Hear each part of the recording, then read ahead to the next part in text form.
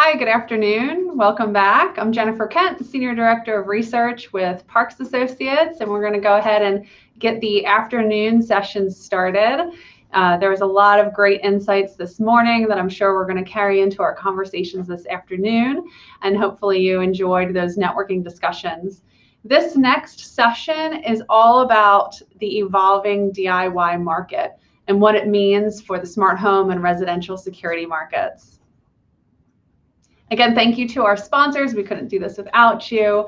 We're so pleased to have your support so that we can keep this Connections community together and going and keep having these great conversations as an industry. And thank you again to Gadgeon, who sponsored that networking break and those discussions that you all just had and that you're hopefully coming back to and ready to dive into some new content here. So again, in this session, we're diving into a key way that the market currently divides between products and systems that are professionally provided, installed, monitored, versus those that consumers acquire, set up, and sometimes monitor themselves. These two ways of acquiring and using products really cuts across the residential security space as well as the larger smart home space.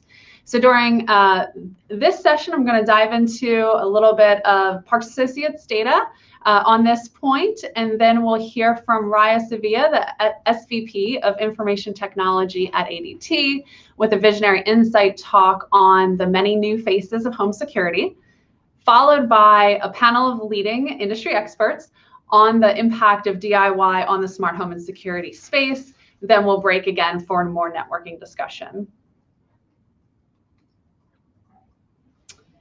So first, let's take a look at how DIY solutions have increasingly taken hold of the market.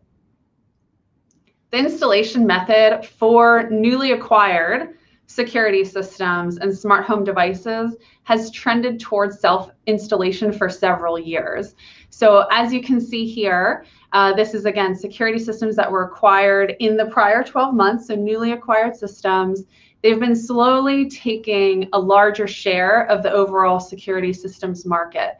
As of July 2020, 55% of households who purchased a security system in the previous 12 months chose a self-installation option, compared to 1/3 reporting professional install, which is interesting. It's a near flip of the situation that we found just 2 years prior in 2018, when 55% told us that they had chosen a professionally installed system.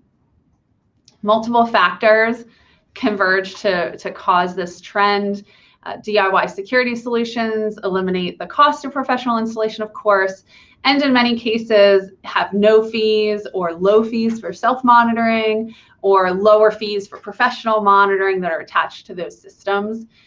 We've seen new entrants for security come into the market, also added options for DIY systems as two additional factors driving this. In addition, self-monitoring via smartphone, really does appear to be adequate to a portion of security system adopters. Not only do we think self-installation, of course, is a cost-effective method for getting into security, but it also doesn't rely on a professional technician to enter the home and install a system. And so while these aspects of a DIY system may become increasingly more appealing in this post-COVID-19 era, right? So while the market has trended this way for several years now, COVID-19 may be hastening this transition as households look to avoid the risk of infection and allowing people into their homes.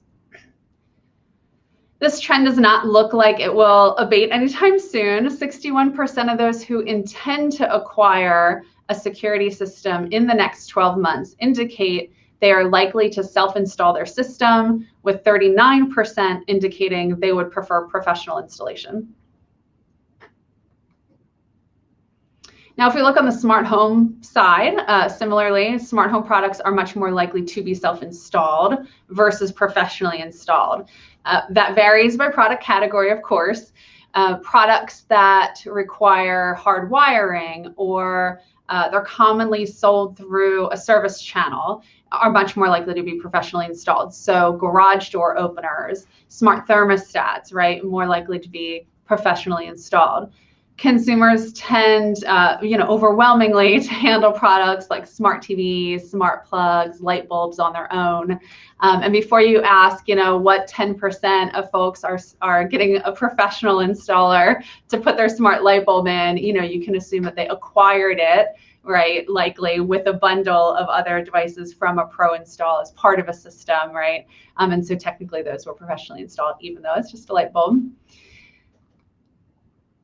That being said, is DIY as easy as it looks? So we asked smart home device owners who set their devices up on their own how difficult that was for them. 31% rated the installation difficult.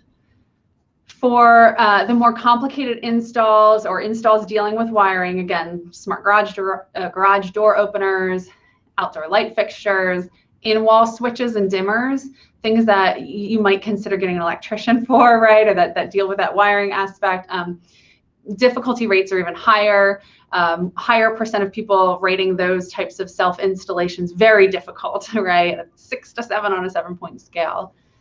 But of course, the actual installation of the device is only one part of setup.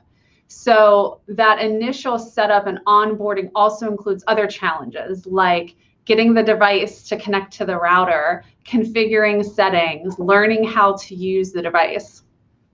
Ultimately, poor setup experiences can result in product returns and poor NPS scores. So while DIY is attractive, of course, and a growing and a first choice for a lot of consumers, that doesn't mean it's the perfect choice either, or the perfect experience. Now, interestingly, the story gets more complex when you look at what's happening in the pro dealer channel. So Parks Associates every year surveys security dealers, across the country to get the boots on the ground view. What are they seeing? We've heard the consumer side, really what's the voice of the channel. And so we are seeing that professional security dealers are now also selling DIY systems, and increasingly so.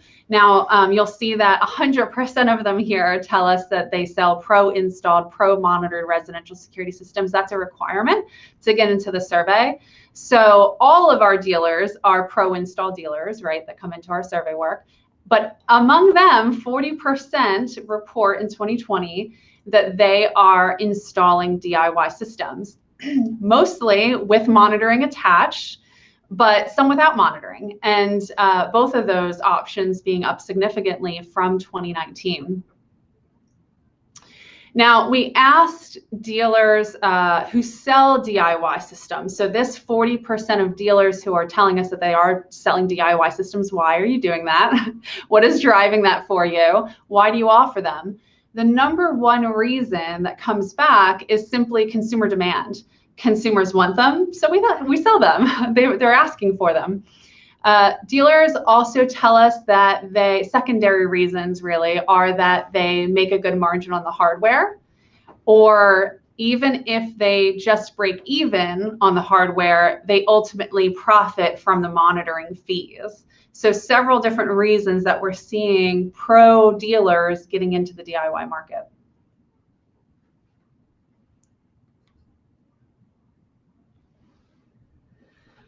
Of course, the hypothesis may be that security dealers would naturally see DIY systems as a threat to their traditional business, but we don't find that to be universally true. So 49% of security dealers, of all security dealers, regardless of whether they are currently installing DIY or not. So of all the security dealers we surveyed, 49% said they see DIY as a new revenue opportunity, attracting different customers than their pro install business and the professional systems that they offer. But there's still a solid third, actually more than a third, of dealers who do see DIY as a threat to their pro install sales.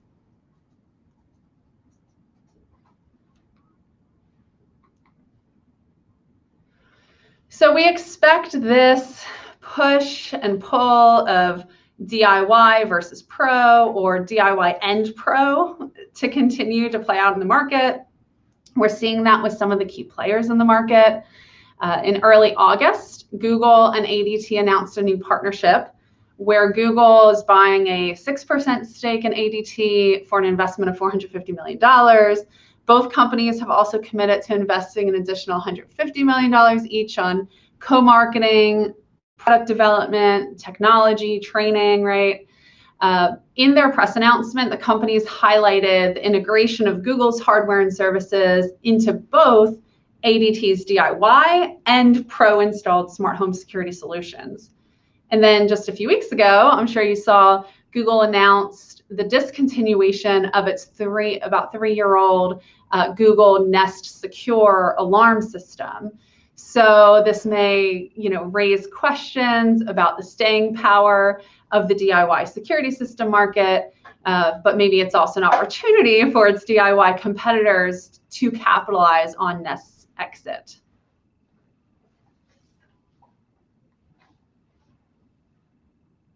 And in fact, those DIY competitors are certainly not sitting still. Both SimpliSafe and Ring announced new channel partnerships in the past several months to cast a wider net for new customers. So I want to talk a little bit about these partnerships, and we actually have both on our panel later, and we'll hear a little bit more from them about that. But in July, Reliant Energy, which is a retail energy provider in Texas, which is where Parks Associates is located, and SimpliSafe announced a new collaboration to provide renters and homeowners in Texas with special offers and discounts. So Reliant provides customers with a special offer from SimpliSafe for a SimplyCam HD security camera and the first 2 months of interactive monitoring for free with the purchase of a qualified new system. SimpliSafe's devices and packages are also available through this custom online ordering platform for Reliant customers. And then SimpliSafe also has this dedicated customer line for Reliant customers. So for Reliant, this move represents how this electricity company, this energy provider, is trying to align with other innovative tech-driven businesses to provide the best in home energy tech solutions, while also addressing comfort and safety. And we've seen Reliant really be a leader in kind of branching out from their energy core to other home services. And so that's where this partnership comes in. For SimpliSafe, the partnership with an industry leader in retail energy helps make its home security solutions even more accessible. Now, Amazon announced in September it is expanding its relationship with Verizon, offering its customers the Ring Alarm Security Kit with Verizon LTE for about $230, and the Security by Ring plan, which is about $10 a month. So this partnership offers Verizon customers a couple advantages. First, just a bundle discount, as you can expect. So customers receive $50 off a Ring Alarm Security Kit with LTE with the purchase of any new smartphone from Verizon, or they can select $100 off with the purchase of any new Motorola smartphone from Verizon, right? So there's this kind of traditional partnership bundle play here. Second, the benefit of this partnership is that it now includes cellular data backup for the Ring home security system, provided by Verizon, of course, right? So by adding LTE, Ring addresses a potential flaw in its security, which relies on Wi-Fi to deliver alerts and offer real-time video monitoring.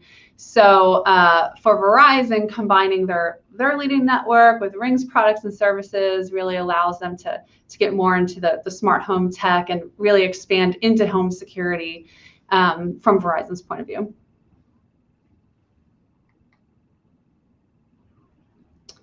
It's also interesting to look at Amazon beyond its official DIY solution.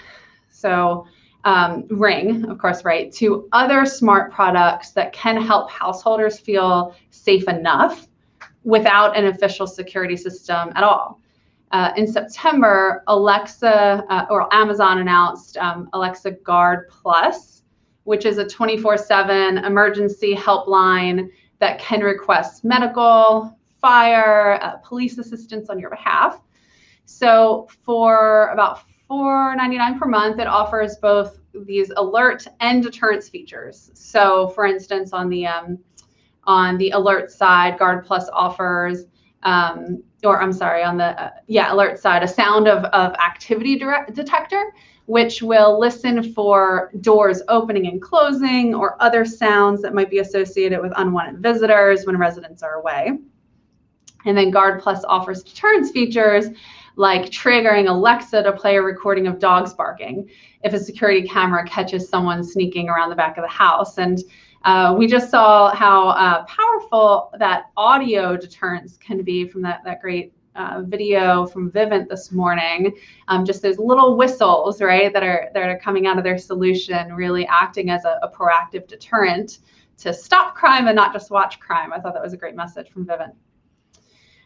Finally, the Guard Plus will add a new hands-free emergency helpline. So it's run by a third-party company, but it connects the users to emergency services, again, like police or fire departments, or their own emergency contacts.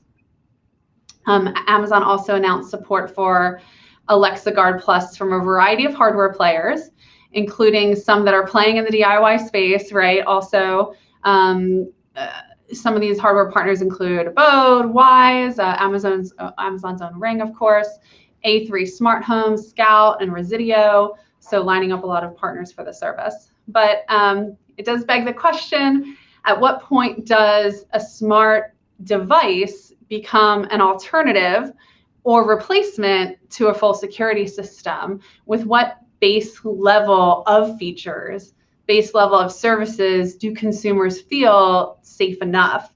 And of course, that question does differ depending on the consumer, where they live, their personal experiences with crime or with fire in the past, right? And where is that safe enough? Where do different consumers land?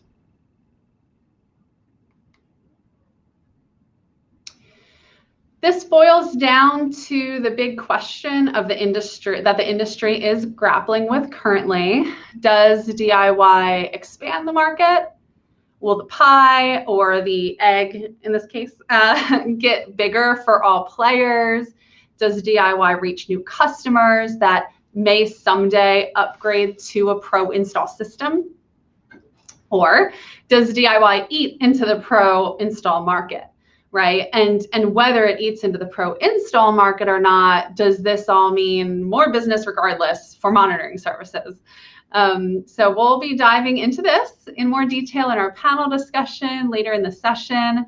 Right now, I'd like to see if there are any questions related to this data before we turn to our Visionary Insight speaker.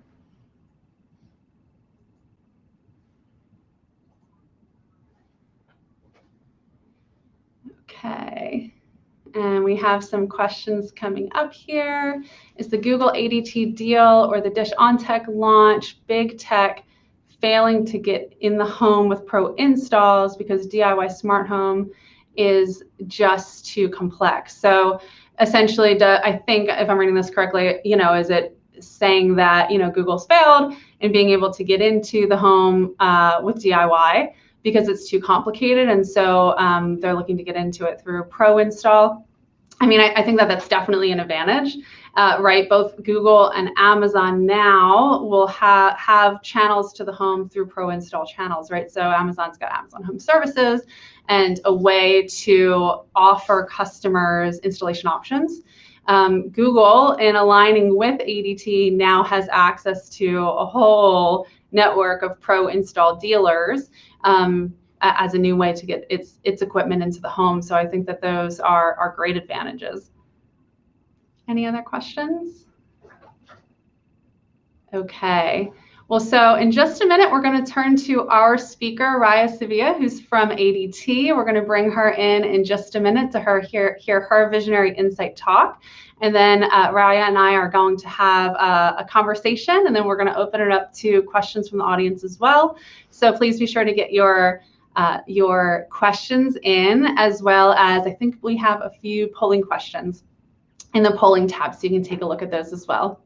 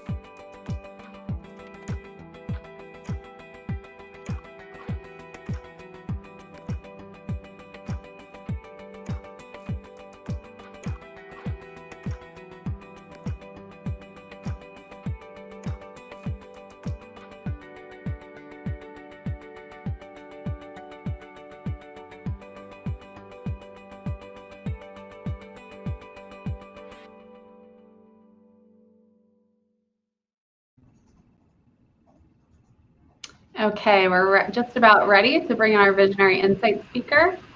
In the meantime, we actually did get one additional question that I can address really quick before we move into that talk. The question is, do we have any data on the connected solutions to the monitoring service, internet versus cellular? The answer is that we do ask, in particular actually in our dealer study, what percentage of their systems are using cellular versus other forms of connectivity. And so we do have that data in our security dealer survey typically annually, and we may have it in our consumer data as well, but our team can also respond on that specifically in the chat. So thanks very much for that question. Also, tomorrow afternoon, I believe our 12:30 to 2 o'clock session is all focused on 5G and Wi-Fi 6 and really looking at that connectivity issue. So really great question, and we're going to be diving into that more tomorrow. So thank you for that. So now I'd like to bring in Raya from ADT, who will be talking about the many new faces of home security. Hi, how are you? I'm good, how are you? Great, I can hear you great, I can see you well. Thanks so much for joining us. Awesome. Now, how do I share my presentation? Sorry, everyone. Ah, there it goes. You see it. I see. Thank you. So good afternoon, everyone. I am Raya Sevilla. I'm the Senior Vice President for Product at ADT. And before I begin, I want to thank all our veterans for their service in protecting our freedoms. We are in the midst of a journey from transforming the smart connected home into a helpful home. Today, we have a myriad of smart connected devices from coffee makers to rice cookers to microwaves, laundry machines, and my personal favorite, the vacuum cleaner that the customers can install and activate themselves.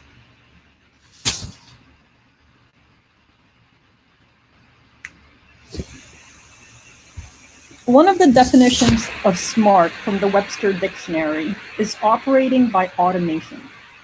We have seen a rapid increase in the use of home automation technology fueled by new companies and product offerings. According to the latest research from Statista, the market will approach $40 billion in the US alone by the end of the year.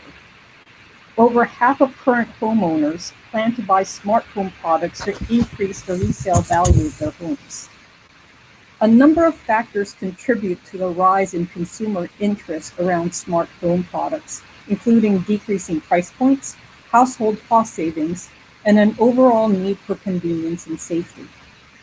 But for a product to be convenient, for a product to be helpful, it has to be more than just connected to the internet.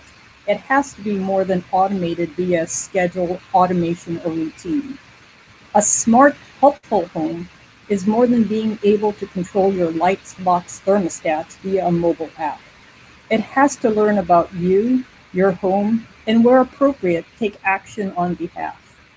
And very simple to use. 57% of Americans say that smart products in the house saves them about 30 minutes a day, which roughly translates to a week and a half or 182 and a half hours a year.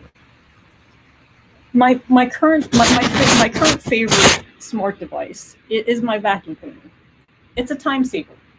I can control it via mobile app or by voice. It's learned the footprint of my home. It drew a relatively accurate floor plan of my house. I can instruct it to clean just the entire house or just a single room. It's on a schedule. It empties the dustbin by itself. It's brilliant. It's convenient. It's helpful. But truth be told, it took quite a bit of an investment of time on my part to train the vacuum cleaner, to the point that I now find it convenient and helpful. I labeled the various homes in the map, highlighted areas to avoid, set up the voice integrations. The device wasn't auto-magically helpful out of the box, nor was it convenient to use at the start. Although it gathered quite a bit of data about my home, including furniture placement, it's still not learning. For example, it literally gets caught on the same piece of furniture in the same room at approximately the same time. It's right now stuck in my bedroom at the same location because it continually likes to climb the slope legs of my Barcelona chair. When I receive the I'm stuck notification, I know exactly where it's at. All the data that the supposed smart vacuum has gathered, location, frequency of getting stuck at the same spot, and usually at the same time since it's on a schedule, the vacuum still has not learned to avoid my Barcelona chair. Why not? It has all the data. Why do I have to be the one to say avoid the Barcelona chair? It should have learned at this point that it's an area where it gets stuck. Smart home products will soon be ubiquitous. It's actually, I think, probably there now. The key to transforming from smart to helpful is by leveraging the technology and transforming the data into actionable insights, creating a more personalized experience, in turn creating increased safety and convenience. A parallel growth in smart home products is also being experienced in DIY as products become more accessible and affordable. Products such as smart speakers, smart lighting, smart doorbells, and voice assistants are among the most popular consumer devices bought for the home. The aggregated revenue of the global DIY smart home security systems market is expected to reach over $42 billion by 2025. This DIY growth is adding value to the future of the smart home, but DIY is a means of installation and one piece of a true product experience. I believe the discussion of DIY versus professional installation is overanalyzed. They are both vehicles to incorporate the hardware into a smart home ecosystem. The convenience and helpfulness of the product should not be determined by who installed it. To fully achieve the helpful home, we must focus on protocol standardization, interoperability, and ensure each smart home product, DIY or professionally installed, is part of the overall smart home ecosystem. Part of achieving this goal is realizing the importance of data. Smart home products are sitting on mounds of data, but we're only starting to harness this data to create personalized and actionable insights. Further, it's not the quantity of smart home products in a home, but what we do with these products and how we can get them to easily work together. Leveraging meaningful data and understanding household patterns elevate convenience and safety. Whether it's DIY or professionally installed, meaningful insights will be what allows all devices to contribute to a more secure and convenient environment. We're still at the start of smart. We are still at the start of how helpful our homes can be as new technologies become more mainstream with continuing expansive capabilities. We further advance our products through thoughtful, purposeful machine learning, more natural human-machine interactions, and thoughtful design, using data to better understand consumer preferences for how products should be designed and what secondary uses of the product should be incorporated to maximize consumer benefits. Let's transform the connected smart home into a helpful smart home, regardless of who installed the device. We have plenty of devices, connected devices, smart home devices, that are already accumulating massive amounts of data. The next step is to use them more intelligently. By transforming data to information, our homes are able to adapt to our personalized needs. The combination of sensors, internet connectivity, and machine learning allows our homes to become more comfortable, convenient, and secure. Data transformed into insights can help to improve the comfort and peace of mind for consumers. For example, triangulation of multiple data elements can better profile the nature of an alarm, real or false, as well as determine occupancy. Is there someone home? Is there a pet at home? Literally the week before our physical office closed and work from home was highly encouraged, if not mandated due to COVID, I was in New Mexico for an ADT Lifesaver event. It was the bestest and most inspiring experience of my career, not just at ADT, but also my previous experiences at PricewaterhouseCoopers as well as Fairpoint Communications. It was really the bestest day. An ADT Lifesaver event is where we unite the ADT monitoring agent, the first responders, with our customers whose lives were saved. In this particular Lifesaver moment, 2 different families in 2 different cities were saved from carbon monoxide poisoning through the use of their smart, helpful home technologies coupled with ADT's professional monitoring. Meeting our customers and their adorable dogs, hearing their recollection of the scary situation from their viewpoint, provided the clarity as to why I work at ADT and my team's purpose. It's building the helpful smart home. It's a seamless customer experience. It's the value of a purposely built device. It's the reliability of our service. It's the human connection. The We Care connection, the ADT agent pleading for the homeowners to vacate their homes. It's the ADT's agent following up a few minutes later to make sure they did vacate their homes. At the same Lifesaver event, I met representatives from the respective fire stations who were deployed to the scenes. Their stories were equally impactful. Our first responders, many of whom are volunteers, are already economically and resource constrained. Reducing false alarms through insightful triangulated data helps to reduce the burden on our emergency responders. We are moving to what we call the 111 platform. A single platform with a single customer experience with a single hardware lineup, regardless of who installs it. So the same peace of mind, the same monitoring service, the same convenience will be provided regardless of how the customer chooses to install the product, whether or not they want to install it themselves or whether or not they want us to install it for them. It will be the same experience and the same value that our customers will experience, regardless of installation method. The key takeaways. The proliferation of connected and smart home devices will continue to grow. In the next 5 years, the most exciting smart home developments will focus on how we can harness data created from our various devices and transform them into personalized insights. Personalized not just to the home in general, but also to specific household members. Leading technology companies are working together to realize the future of the smart home security ecosystem through standardization and interoperability. I can self-install a Nest Hello doorbell or hire someone to do it for me. The same with Ring products. There's an ADT DIY solution, or you can have one professionally installed.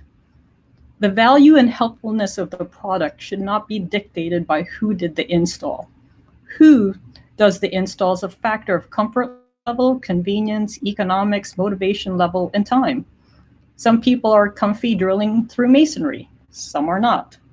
Some people are comfy with electrical wires. Some are not. Some people are really handy. Many, not so much.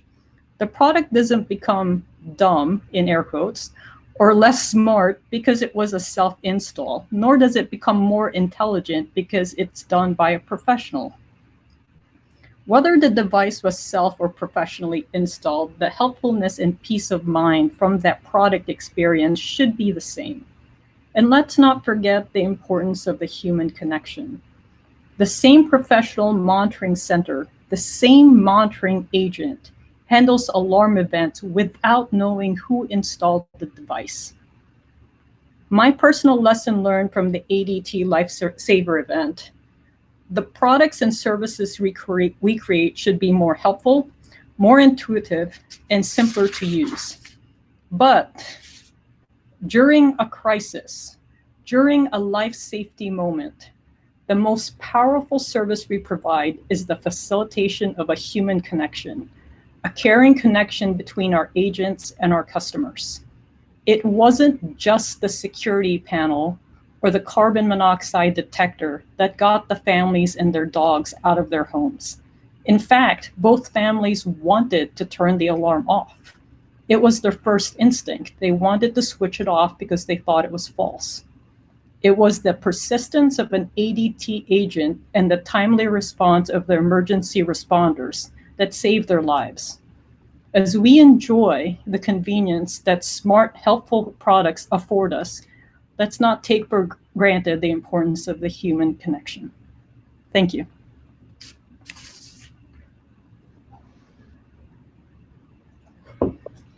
Okay, thank you so much, Raya, for that talk and for those insights, especially on the Lifesaver event. You made me laugh when you said, DIY versus pro is overanalyzed, and I laughed over on my side, like, we're analysts, we overanalyze. But your point was well taken. Is there too much made of the install, right? When the value to the consumer is how useful is it, how helpful is it, and then of course there's still a human touch element that's provided in pro monitoring. Well, we did actually get a few questions from the audience already. I have some questions for us to discuss, but I thought we'd go ahead and take the questions that came in, and then we can continue the conversation as well, just to make sure we get to our audience questions and have that time. So obviously there's a lot of interest in the Google investment, as you probably are no surprise that we got a question on this. How big a role is Google playing for the future of ADT? Huge investment, says a lot already. Is there anything additional you can share there? Any kind of tangible benefits that you think users will really see first out of this partnership? We're looking forward to connecting our security platforms to various to various Google products. There's lots of things on the roadmap. Obviously, they've got a powerful machine learning engine that we're all looking forward to leverage.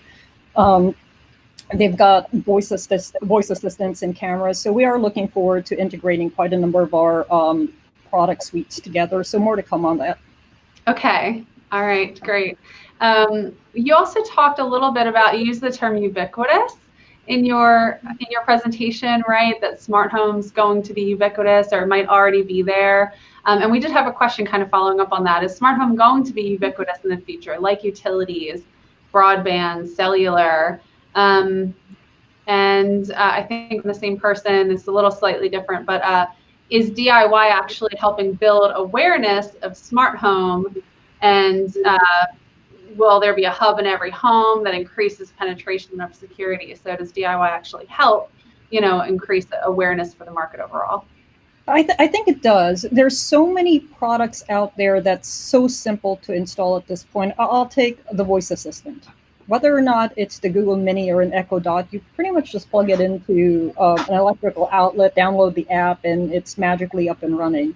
Yeah. So the start of a lot of smart home products, it's helping pull through it's helping pull through more, let me call it, complicated to install products.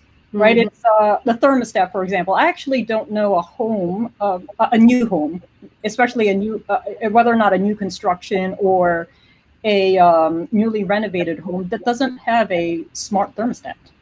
It's almost a given to have a thermostat in a newer home that's controlled by your mobile app. Mm-hmm. And so there's quite a number of, whether or not we realize it, there's actually quite a number of smart devices already in the house that we probably have already taken for granted, like the thermostat. Yep, absolutely. And another follow-up on the Google question, and then I promise I'll get away from it and give you a break on that. But ADT moving to one platform. At the same time, Google is making big investment in them, and this is a very shorthand question, so I'll hopefully summarize in a minute. And shortly after acquiring LifeShield and launching Blue, would love to hear the time perspective of that. ADT moving more towards Zigbee, whereas Pulse has been Z-Wave based. Is there a shift? That's a separate question. Okay, so the first question really is, is there a timing of these investments, right? And ADT moving all to one platform that you can share, at all? Yeah, the moving to all one platform also obviously requires time. So I'm not going to tell you it happens tomorrow. So there will be a little bit of time for us to move to one platform. But as recently as I believe it's last week during the ADT earnings call, our CEO and CFO has shared publicly that the first set of Google integrations with our professional install as well as DIY is actually scheduled to launch later on in the second half of 2021. So people will start seeing integrations between ADT and Google next year. Okay. All right. Great. And do you have any take on the Zigbee versus Z-Wave? Is ADT moving more towards Zigbee? Are there indications of that? Looks like Pulse has traditionally been Z-Wave based. Is there anything you want to speak to regarding those standards? Yeah, they're correct. Pulse is Z-Wave based, and Command and Control is also Z-Wave based. We are taking a look at We are taking a look at Zigbee. We're taking a look at the Chip Alliance. We're also taking a look at 5G. So we are taking a look at a myriad of technologies to try to figure out what is the bestest technologies for us to grow and migrate to in the future. So for example, there is quite a bit of promise in chip, quite a bit of promise in 5G, but there's quite a bit of maturation that needs to happen to both. And so we are taking a look at both of them to try to figure out what is going to be the solution that will provide and help us with standardization and interoperability. Okay, awesome. So one point that you made in your presentation is that we're really just at the start of SMART and really focusing on the value that analytics and AI are likely to increasingly play in moving the experience forward. Obviously, there's a lot of investment and work that goes to bringing those advanced features to market. Do you think that that is one way that products and solutions will be differentiated, whether it's DIY versus pro or good, better, best? How do you see those more advanced features kind of being productized? I think that from an industry perspective, when I say industry, it's not specifically the security industry, but let me call it the broader IoT industry. We have to do a better job simplifying the experience. It's not so simple to install the products. It's not so simple to activate the products. There's quite a bit of human interaction still required for that product to become helpful. Mm-hmm. My vacuum cleaner example, it actually took me weeks and months to train the vacuum cleaner, but it's now brilliant, fantastic, but it took investment. Right. And so if it just learned a little bit better, it would have required less time on my part. So I think the beginnings of the use of data and analytics, it can start with just as simple as improving the setup experience so that it becomes more helpful, more convenient faster into the process. Then after which, have it grow with the customer to say, hey, it looks as if you're doing XYZ. Let me just turn on the light for you because it's kind of dark. Or, hey, you forgot to, you're turning off your bedroom light. It's around midnight. You have the garage door open. Maybe I should remind you that the garage door is open so you can close it. So I think it'll mature over time. But that's where the learnings of the devices and the learnings of the ecosystems of the home, I don't mean for it to be creepy. That's obviously not my goal. I want it to be helpful. And so, but I think we should start small and simple, which is let's start with the customer experience and the product experience and make sure that the customer, from not just the unboxing, but literally the plugging in and the activation, is also wowed by the event. Mm-hmm, mm-hmm. Well, and you make a good point. I mean, to do this right, people need to not feel like it's creepy, right? That it's helpful. And that there are privacy, concerns, the promise of AI-based use cases and contextual awareness and services presupposes that we trust our companies enough to share that data with them, right, and allow them into our home. Do you see that being a challenge with, the Google integration, given that there are maybe ADT is very much known as a brand around security, and maybe Google doesn't have as strong of a brand there as ADT does in terms of like consumer trust and user trust.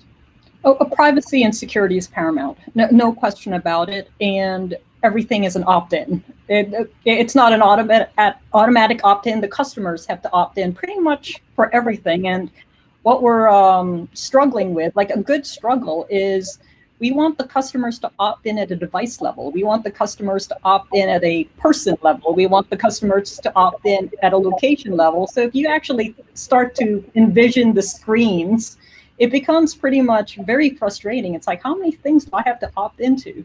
So privacy and security is paramount. However, we do need to figure out how to get the customers to opt in the devices they want to opt in to share the data on a simple matter. We want them to opt in, and we want them to have a choice. Mm-hmm. How we display it on apps so it becomes intuitive and very simple for them to turn on and off. Mm-hmm. That's the challenge we're still facing, but it is for sure opt in. Yeah, no, that's great. We had another question that's interesting related to, I think, healthcare. Essentially, when will we be able to, are you looking at the ability to cast care providers, I think is what they're referring to here, and like care providers telecast themselves into the smart home through a video calling feature or some other sort of telehealth platform, and whether or not that's, in your purview. So I'm not the person responsible for health at ADT, so I apologize for that. But we are looking and exploring at various technologies for health beyond the, I've fallen and I can't get up button. So, Right. So we are looking at various opportunities to take advantage of the smart home and the devices and all the technologies out there to advance the aging in place and the health service. So maybe just a few additional questions here, and then we'll have to wrap up with time. But obviously, this has been a really difficult year. A lot of different changes in the market. From your place in the ecosystem, would be interesting to see what shifts you've seen in the security market specifically. And your take on kind of what maybe is a blip versus what is more lasting that we can really that the industry should really start planning for, adapting to, moving into 2021. Yeah, so surprisingly, even with COVID, and you'll see this in our latest financial results, we are actually organically net positive in 2020, even with COVID. Now that can be attributed to COVID plus the current social, political climate, and whatever you want to attribute it to. But is it a blip? I don't think it's a blip. I think as customers are spending more time at home, they are enjoying the conveniences of the products they have purchased before, but maybe have not completely interacted with, because for a majority of the day they're at school or they're at work. And so the fact that they had smart home devices that they didn't interact with maybe once in a while when they were in the office, they did something, but now that they're home, it's like, oh, I've got this thing. It's actually pretty darn useful. So I think the proliferation of the smart home devices in the house, I think will continue. We have seen increases, for example, with outdoor cameras. Now, can you attribute the increase of outdoor cameras relative to safety and the social political climate that we're in? Probably. And so is that a blip? Maybe, but I don't necessarily think the want for example, a video doorbell is going to go away anytime soon. I think that's pretty much turning into a commodity offering and a feature that's pretty much looked for in a home, as opposed to a niche product these days. So I don't want to completely eliminate the fact that outdoor cameras are a blip because of our current climate. I think there's probably going to still be use cases for certain cameras, and especially in perimeter protection. But I think as people have spent more time at home, the conveniences of smart home products, I think, will continue. And as I said, vacuum cleaners, they're wonderful, fantastic. I've been home this entire time and I've spent pretty close to 0 minutes vacuuming. Right. Yeah. It's interesting because I thought, as we thought about this kind of at Parks, of trying to project, how is this really going to impact the market? On one hand, you might say, well, gosh, one of the leading value propositions for smart home generally, beyond, of course, security is always a leading use case, is just the convenience of being able to check in on your home when you're not there. But we're always there now, right? We're always at home. So are we losing some of the value proposition of that remote controller, that remote check-in? But it just, pulls out all of these new use cases. Well, now that I am working at home, I want to see who's coming to the door. Do I want to answer it or just keep working? And, it was a salesperson or something. I didn't want to get the door, right? So it's a shift in use cases, and maybe people are getting to your point, actually experiment or use and experience, right, the value of some of these products that may work, maybe were going unused before. Oh, absolutely. I do have a smart home, a very connected home, and how badly connected my home is, or how extensive the connection of my home is if I lose internet, I'm completely hosed, because I don't know which light switch controls what light, because I use voice to interact. So So you're right. It's new use case or more or different habits as you get to interact with your products in a more habitual manner. Yeah, absolutely. Well, I think we need to bring our panel in now. Sarah, thank you so much for your insights and for the conversation and for allowing me to pepper you with all these audience questions. So obviously, very interested in your talk and what you had to say. So thanks so much for your time and for joining us today. Thank you. Okay, and so with that, I'd like to go ahead and bring in our panelists.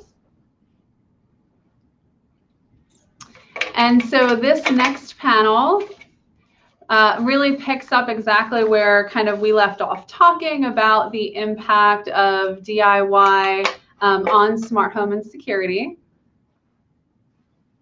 And so let's see if we just need a minute to bring our panelists in. We'll be right back.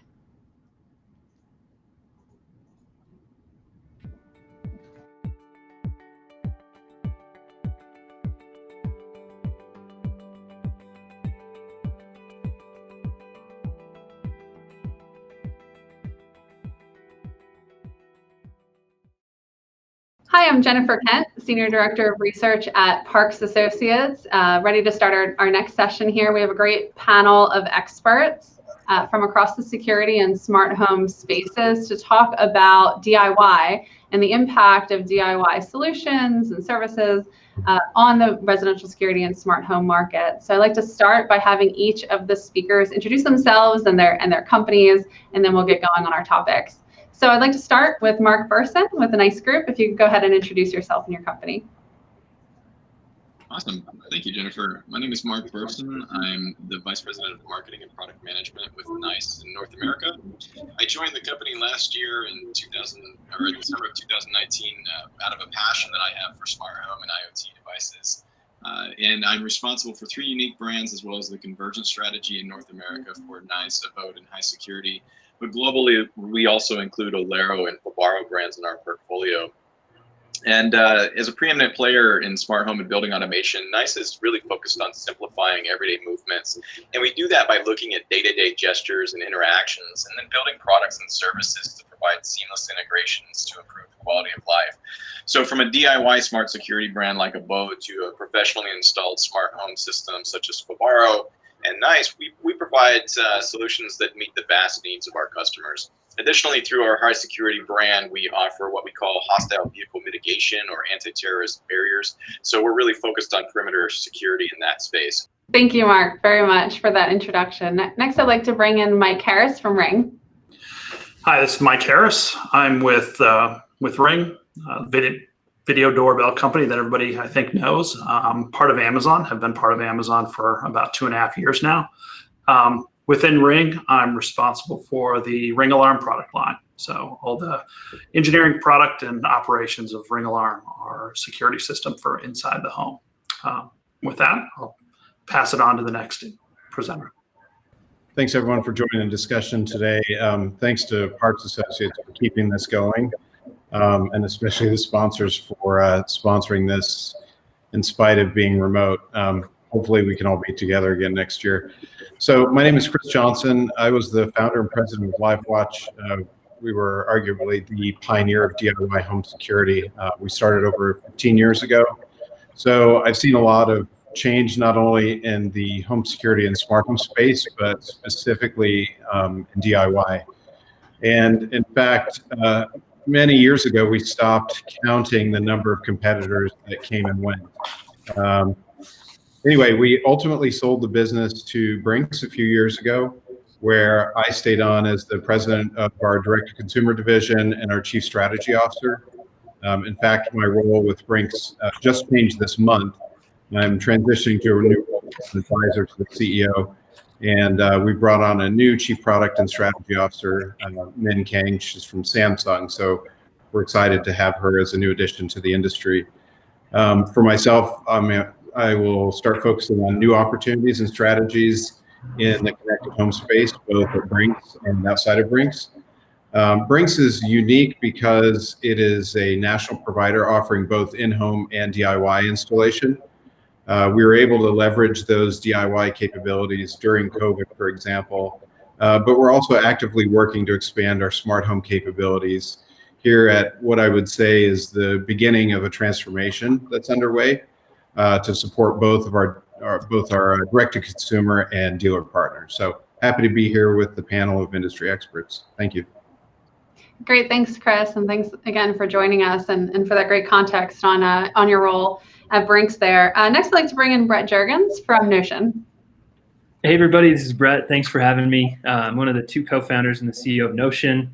We were recently acquired by Comcast just this year to really expand some of the things that they're doing on the DIY security side. I think Notion is unique in the sense that we offer DIY home security with some very easy to install kind of innovative hardware technologies, but we're also bringing insurance and services into the mix, really trying to focus on kind of a complete platform of home and property protection beyond just kind of devices and what we would think of as traditional monitored security.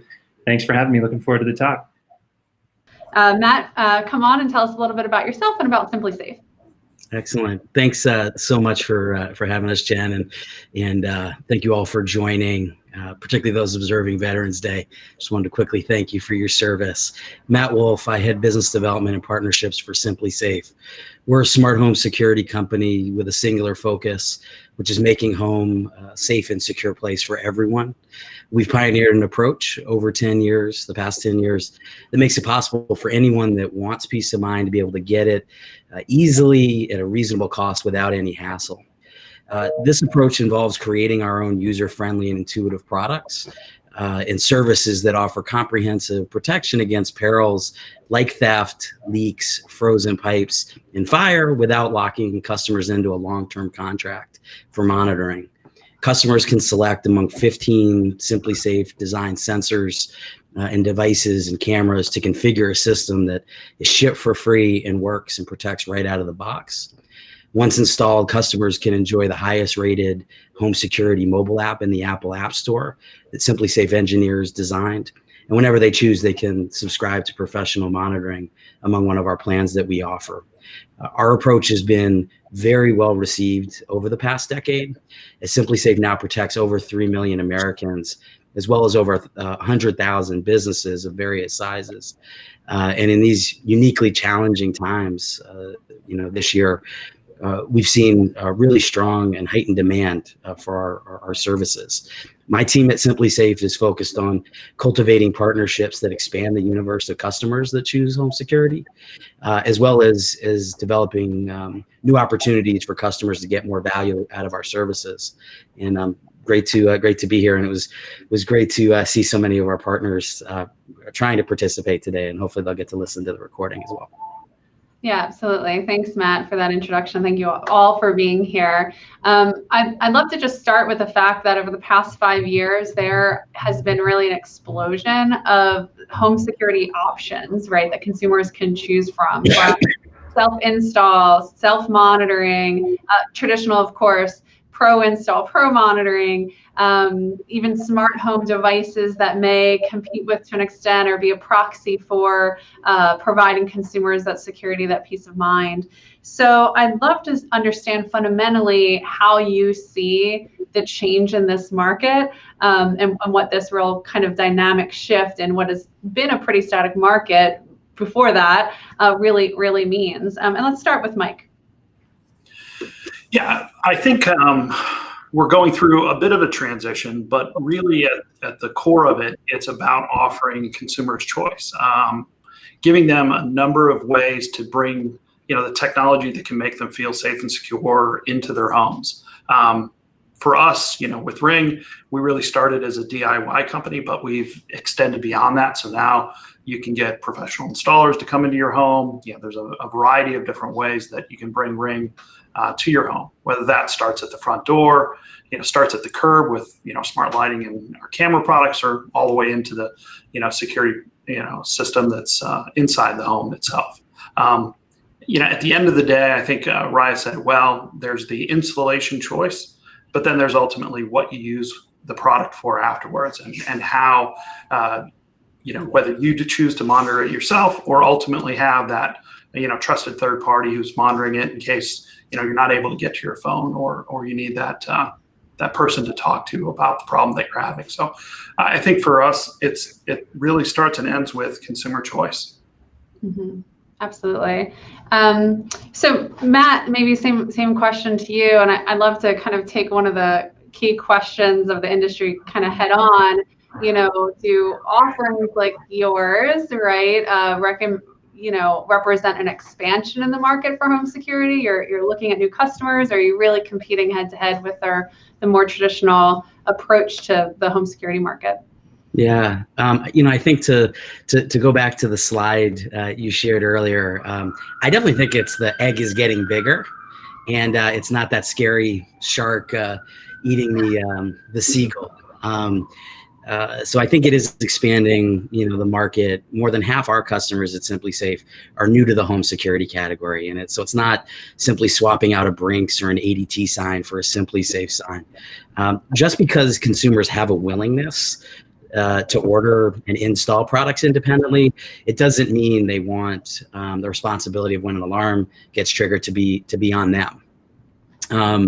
With that said, I do think DIY might mean an erosion for some of the previous pro monitoring business models. So if you think of that seagull, having customers sign long-term contracts, it might be that seagull, having people pay high monthly monitoring fees to have that pro monitoring is like that seagull. And I think, as you see new entrances come into the market, Ring recently, and ADT, Blue, you're seeing them adopt those models with more flexibility, which I think is really key. I think, convenience, affordability, and flexibility really is what's driving the growth. And I think will continue to drive the growth, as long as the industry also keeps maintaining a focus on data security and privacy, and doing a good job of making sure, as Rhea mentioned, data is going to be important, to what they're doing and other people are doing. But, it really will be key that we keep that focus on consumer privacy to keep growing and keep expanding the market. Yeah, absolutely. Brett, to you, as you have been developing your solution, and now, as you mentioned, you're part of the Comcast group, which is an interesting viewpoint from your path across the industry. What have the changes over the past 5 years mean for you, and what do you think is really driving the move to DIY or motivating consumers to select DIY options? Yeah, I think I'd echo what the previous two just said to some degree. I just the technology has gotten inexpensive enough, works well enough, is easy enough to install, that a lot more people are diving into the space as users. I do think that smart speakers and those types of devices have kind of made the tide rise, if you will. Easy to install smart speaker might start to get people comfortable with the fact that now they could install a sensor, now they can install a camera. So I think you have a lot of sort of macro trends from just an IoT perspective that are helping out the situation. I think other things that are happening as well are just unique business models and unique partnerships. I mean, that's one of the main themes of some of the topics covered by this event overall. And I think when you look at other companies that are involved in home ownership, if you will, home inspection companies, mortgage companies, insurance companies, and then services companies who do preventive maintenance and then also come in and fix things when those things are done. A lot of the time we spend at Notion is trying to bring those things together. I think there's the home security piece that we're used to in terms of what home security is defined as. And I think what's happening now that you have these technologies converging with these other service and product companies, you actually have new models and new revenue streams that are starting to really be interesting connectors for people. They're learning about security during a home inspection, maybe, or during a mortgage or insurance purchase up front. They may not have been moving, or they may have, haven't moved homes for 5 to 7 years. About the typical person moves every 7 years. Well, if you haven't moved for 7 years, 7 years ago in this space is quite a while ago in terms of where the technology and the pricing and the quality has gotten. So I just think that there's some dynamics where you're starting to see some interesting things come together as well. Yeah, since let me follow up there, since you were talking so much about the services and how Notion really is leaning into different unique partnerships with different service providers to provide an additional layer of value there. What types of home services are you seeing being particularly attractive to bundle with home automation devices, smart home devices? What are more maybe long-term bets, right?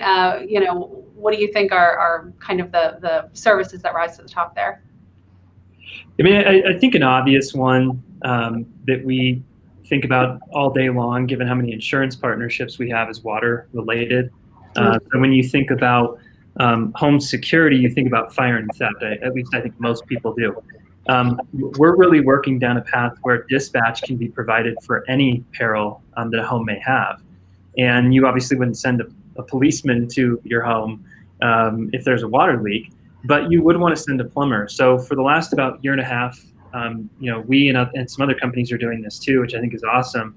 We've had an instant plumber connect in our mobile app with Home Advisor. So you can instantly click a button. If you have a water leak, highly rated and available plumber can contact you immediately.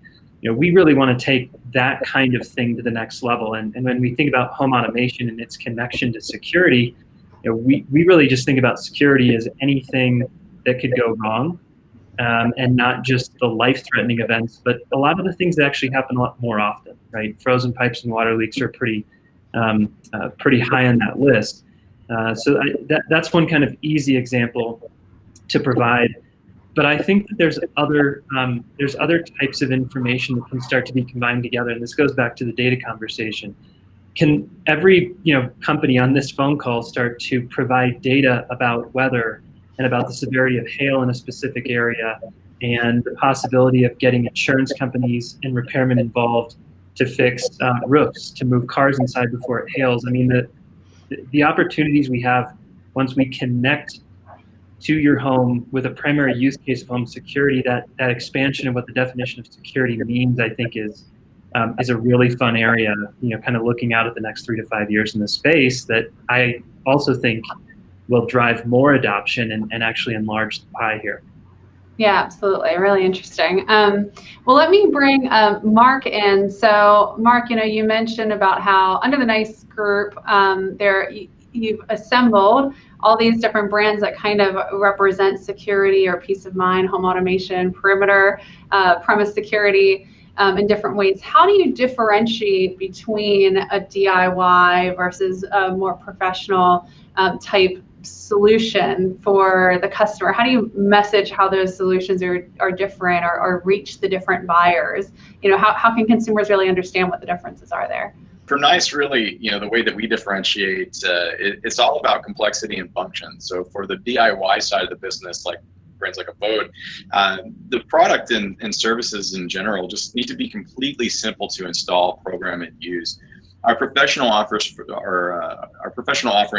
NICE and Vibaro, they're a little bit more sophisticated. So the question for us really becomes, do the users want a security system that can be installed in under an hour that also has smart home functionality, or do they want a fully integrated smart home that blends into the home itself and can perform security functions? So, we look at this from a range, from the whole range of our portfolio, from the perimeter, which is the gate side of the business, to the garage door openers, and then into the home, and with the blinds and awning automation. And we're able to really just work with the customer to identify what their needs actually are, and how sophisticated of a solution that they're really looking for.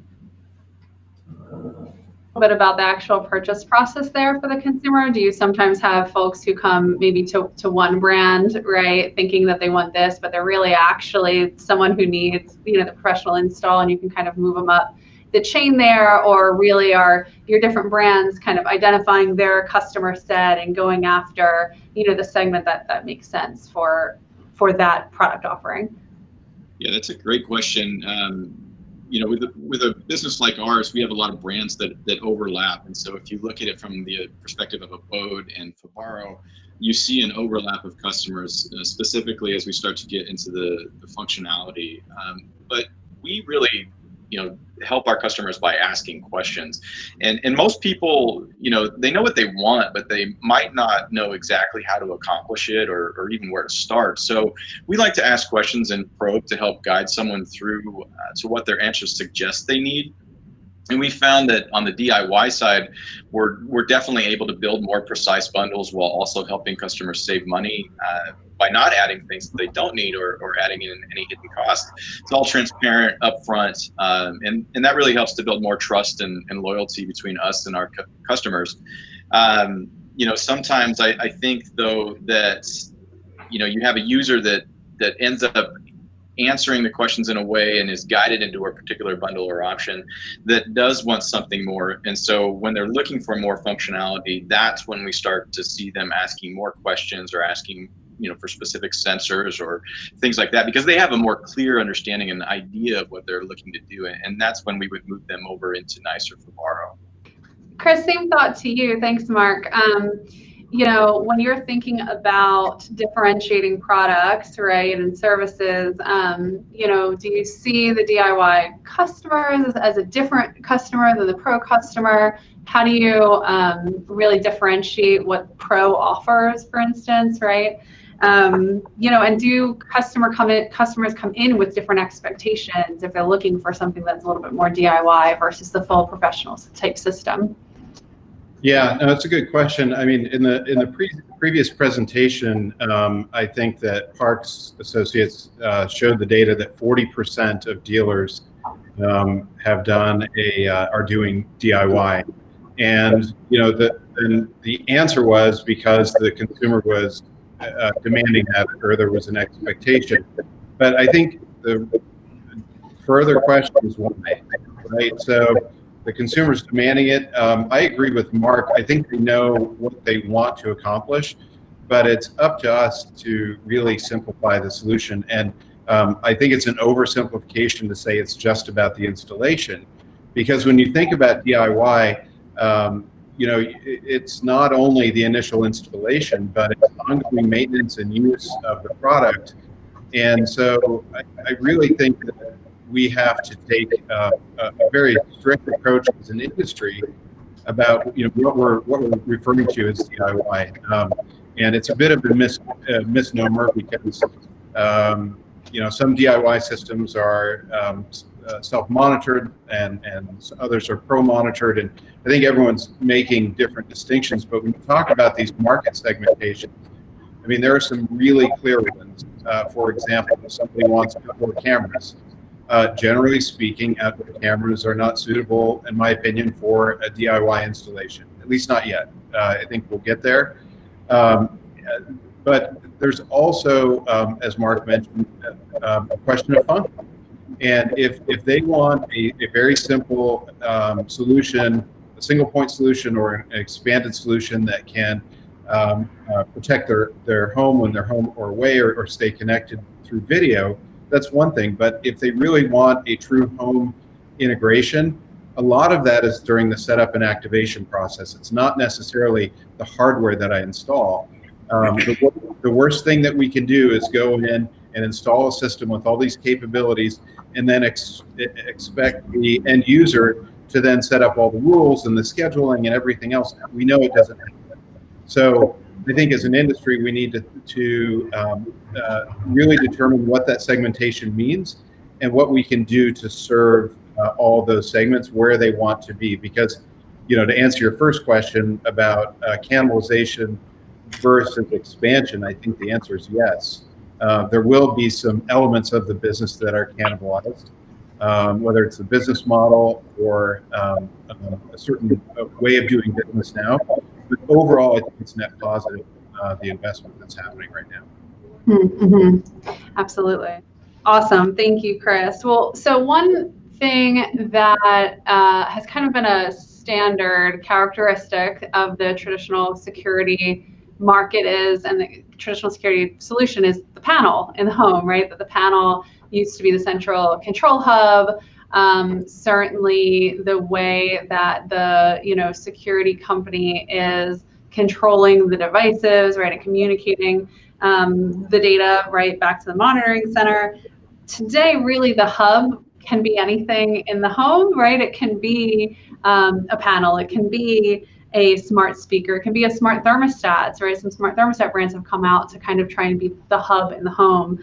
Does that, now that sort of standalone smart home devices can act as that hub device, does that change the game for residential security and kind of the traditional approach to the market about what the hub is, in the home?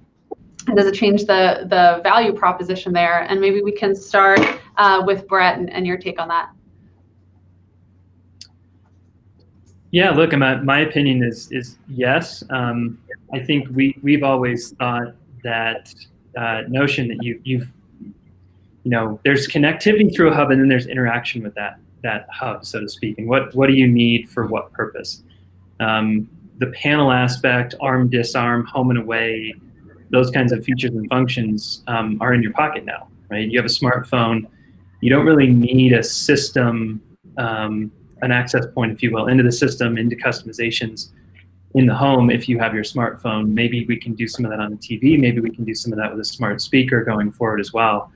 But ultimately, I think from, and I haven't been there that long now, but from our interactions with the Comcast side, I think you can understand the level of connectivity a Comcast has into a home, what their capabilities may be able to bring to the table for many different IoT and smart security solutions. So, we're actively kind of thinking about how we can either make our hub into something more useful. We have a small hub today that connects to Wi-Fi, but we'd love to make it more purposeful. We'd love to get rid of it and use other products that you already have in the home.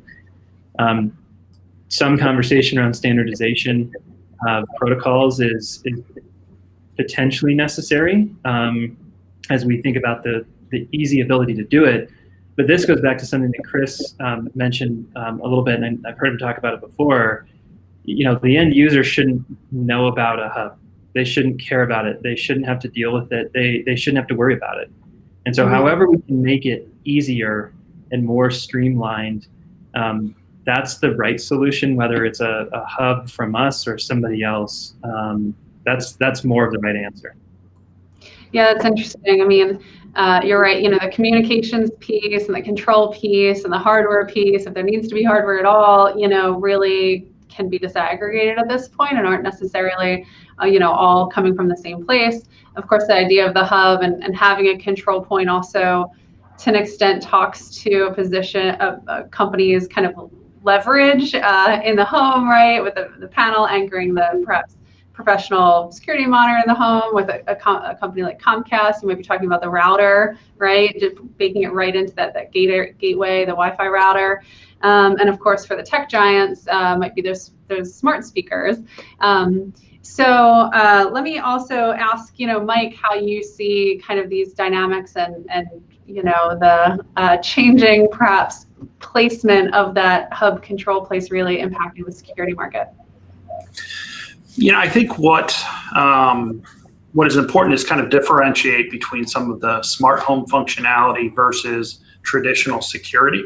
While there's lots of devices coming into the home that can be a smart hub and offer that smart home, control your lights, control your thermostat, or even be lights and thermostats, there are extra levels of protection generally that are necessary at security. Now, entering consumers into that space and getting them to learn what's possible, I think can happen through any of these devices.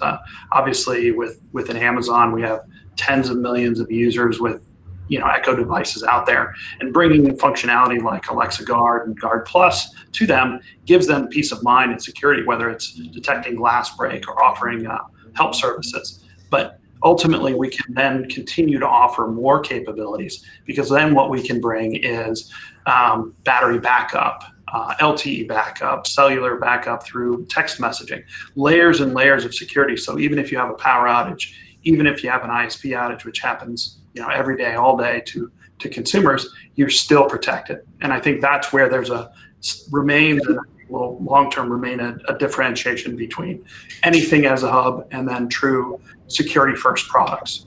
Mm-hmm. Mm-hmm. Absolutely. Now, Mike, let me actually come back to you. One thing that we talked about in the introductory presentation was the fact that there are some interesting new channel partnerships happening.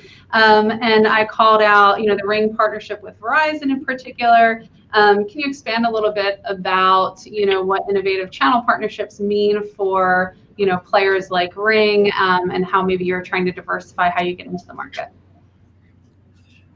Yeah, again, I think it starts and ends with the consumer and making it convenient for them and solving their problems, whether that's through pro channels and installer channels or, our recent partnership with Verizon. If you look at Verizon, a lot of people are very comfortable. It's their cell phone provider, and being able to have a one-stop shop to go and get a solution is something that's very powerful. You can go into a Verizon store, buy a Ring alarm kit, set it up right there in the store, get it configured, and it actually gets billed right to your Verizon bill. So it's a very deep integration that makes it, another way to be simple for the consumer. So for us at Ring and Amazon more broadly, it's all about partnerships and really trying to drive choice for the end consumer. Matt, I'd love to give you the same opportunity because I called you out specifically as well and Simply Safe during the presentation about new channel partnerships, and you've got the partnership with Reliant. Tell us a little bit about how you're thinking about these channel partnerships and maybe where you're looking next. Yeah, no, and a quick plug for the Parks Connection Conference. We first met the Reliant leadership at the conference in San Francisco a year or two ago. So, but yeah, I think to build off of what Mike said, I think the partnerships that have sustained success and the ones that we're focused on are really focused on taking a customer-centric approach. And the ones that we think about and how we approach it is it making home security more accessible, or does the partner help educate the customer about DIY, or can it provide more value to the customer, this partnership? So areas we think about around, for instance, DIY solutions have made security almost like a consumer electronics purchase in many instances. And as a result, channel partnerships with players like the Best Buys and the Costco's of the world, where consumers expect to find, the best technology offerings, is effective in an area we're growing. Also given how the concept of DIY still for many consumers is still so new, we think about working with partners who are seen as trusted advisors, whether it's for a customer's personal well-being, like our partnership with the AARP, or an advisor around the health of their home, like our partnership with Progressive Insurance. We think those will increasingly be effective. And then it's touched upon, and I think this is definitely where our Reliant partnership goes, and some of our partnerships with other insurers. But these types of partnerships help us deliver added value for the customer. The customer is winning by this, whether it's extra cost savings or extra functionality, or even that convenience Mike alluded to through these partnerships. So it'll definitely be an area that we, as long as it can benefit the customer, will continue to invest in. Great. Well, so, thinking further about channel, of course, the traditional channel has been through the dealer network. And as I mentioned in the data I presented, actually quite a few dealers are offering both pro and DIY type offerings. So, Mark, to you, how are you guys engaged? First of all, is that surprising, or is that what you're seeing as well? And then how are you engaging the dealer network with kind of the variety of options, that are out there, and educating them on, the benefits of different types of solutions? Yeah, I can't recall who said it earlier, but the dealers are going to sell the DIY products because that's what the customers are looking for, right? So the dealers are naturally going to evolve their business plans and gravitate towards that. So, for a brand like Abode, we're not really interacting with dealers just yet. We're currently looking at how to expand our channels to add security dealers. But for us, we really need to ensure that there's going to be enough of a value add for our customers, as well as the ability to generate a profit and add value for the dealer. So we're looking at things like revenue sharing or other programs that we can do to set up the dealer channel for success. and continue to engage them. On the Nice and Fabaro side of our business, we're continuing to support that professional installer channel as we always have by being really flexible. Currently in the current times, it's about working more closely with them remotely on training or support items. So if we're having any issues or they're having any issues, we can virtually connect with them and work together to resolve the situations. But for Nice, dealers can certainly function as an extended sales team, whereas on the Abode side, we're relying on commerce channels currently. Well, awesome. Well, thank you all for your insights. To wrap up our conversation, I want to get maybe one last take, maybe to end with Chris here. We know that DIY systems may be lower cost entry for consumers, but then there's all sorts of opportunities to add additional services on top, right? Whether that be security monitoring or cybersecurity or support systems, independent living, vehicle monitoring services, right? There's all sorts of different opportunities. What do you see as, particular use cases perhaps that rise to the top to maybe drive some ARPU on top of the, DIY security system sale? Well, the obvious one is video, and I don't know that they're the same thing, right? We see video offers as a lead offer. In fact, just recently, Comcast, I believe, released their self-protection plan where an Xfinity internet subscriber can be can have 24/7 video recording for $10 a month, and so. That's a DIY standalone that actually has an upgrade path to professional monitoring. On the flip side, I think that the market penetration for video itself, even as an add-on to an intrusion system, is a pretty compelling offer to end users. And in fact, we see video trending more and more as being the lead interest over intrusion. I think beyond video, I think that there are a couple of things that we need to do. Again, as an industry, we've tried things like doing identity theft protection. We've tried things like we've chased a lot of things, but we have to figure out where the value is. What are we bringing? Because we have for too long allowed the manufacturers, and I know I've said this before, but the manufacturers in the industry to drive our innovation, and not the manufacturers today. I'm talking about GE, Honeywell, and back in the days where our industry did not get the R&D dollars that it needed, or the thought leadership to say, what do end users actually want, and can we distinctly offer that value? Because other people can sell add-on services as well. So I think we talked about partnerships. That's really important. I do think that aging in home and really there will be additional opportunities with this macro trend to work from home. I just think that we need to take it's a longer conversation, but we need to take a serious look at where we can provide value, whether that's in elderly aging at home, video solutions for children that are at home, or parents that are now turning their home into an office. I think that we're uniquely positioned because they've already given us their trust.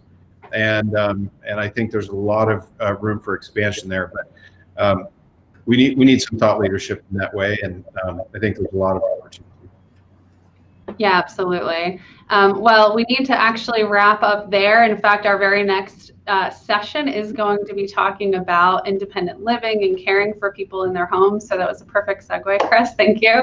And certainly your points well taken, that obviously there's been a huge disruption this year, and the impacts of that we're all still going to be figuring out into the new year. And so I think we all expect the security market to continue to be sort of in flux in a healthy way, with all sorts of new options and services, continuing to come out. So thank you all very much for your insights, for sharing your time with us today, and for bearing with us with some technical difficulties. Thank you, guys.